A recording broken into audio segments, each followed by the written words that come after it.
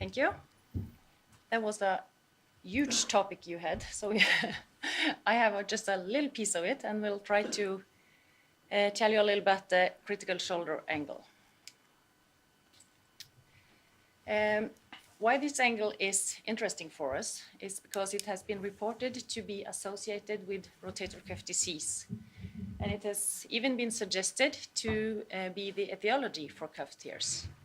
So is it so that the individual acromial characteristic can cause that we get a rotator cuff disease? So the CSA is an angle formed between a line from the inferior to the superior part of the glenoid, the inclination, and then a line from the inferior part of the glenoid to the inferolateral aspect of the acromion in an AP radiograph.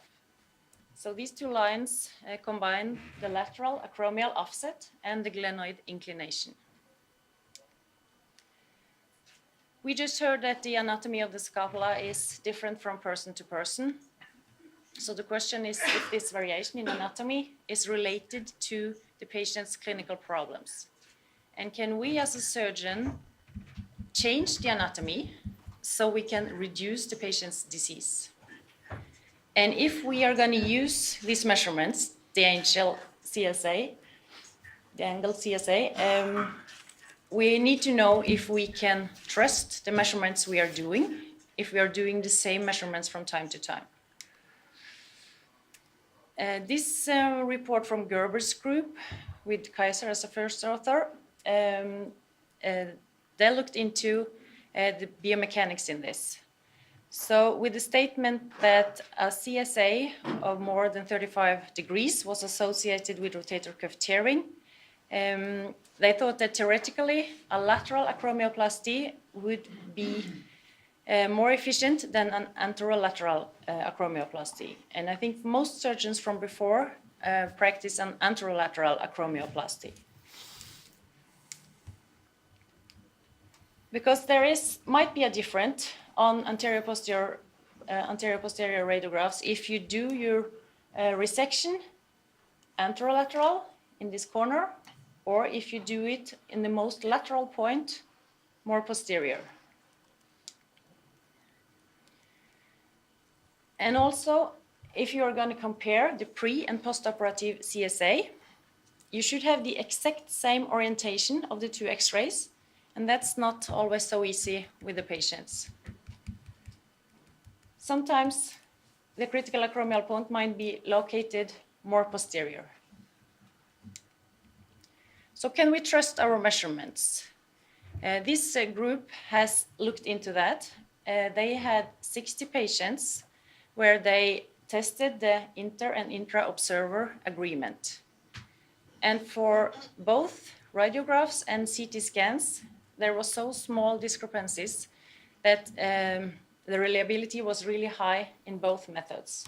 And they concluded that what kind of measurements, if they did it in an X-ray or CT scan, the differences was negligible. So back to this first report, where they did the biomechanics in the lab. They measured that if you did a lateral acromioplasty of 5 millimeters, you would reduce the angle with 2.3 degrees. And if you did a resection of 10 millimeter lateral, you reduce the angle with 4.8 degrees.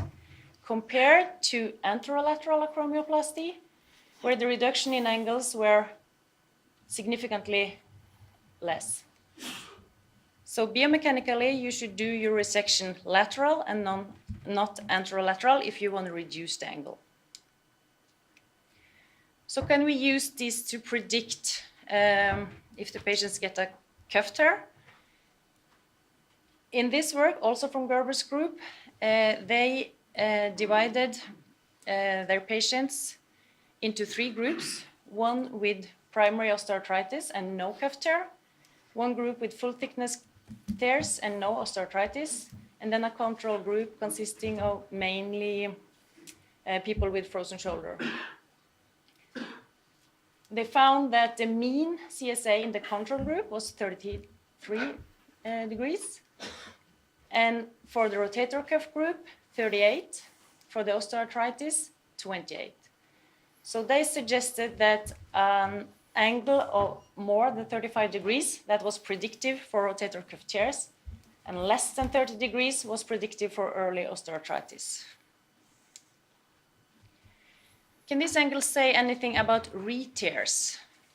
Garcia from Hospital for Special Surgery, they did a retrospective review of 76 patients where they had sutured the rotator cuff.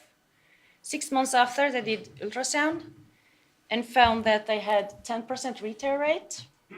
And in the group with full thickness re-tears, the CSA was 39 degrees. In the rest of the patients with no tear, it was 34 degrees. So they calculated that the risk of re-tear after rotator cuff repair was 15 times higher if the angle was above 38 degrees. They also did a PROM, and they used ACE score, and they found that a high CSA also correlated with worse outcome. Can we use this angle as a predictor for asymptomatic tears if they progress? This is one work that talks the other way, because most of the literature says that a high angle correlates with rotator cuff tear. But this group, they started out with almost 400 patients with rotator cuff disease and a control group of 119. But the follow-up is pretty low. Here is only 57% of the patients left, and here 42, because they have lost the follow-up. And also they had some problems with the quality of the pictures. So actually it's only 21% of the original X-rays that's examined. And they found very small differences in CSA. So their conclusion would be that it's unlikely that this angle has anything to do with rotator cuff disease. So try to sum up, even if not everybody agree on this. Most of the literature says that an angle above 35 degrees is associated with the development of rotator cuff tearing. And biomechanically, you should actually do the resection more lateral than we have been doing before, at least if you want to reduce the CSA. And higher CSA is related to re-tear after your repair, and also correlated with worst outcome measured by PROM. Thank you.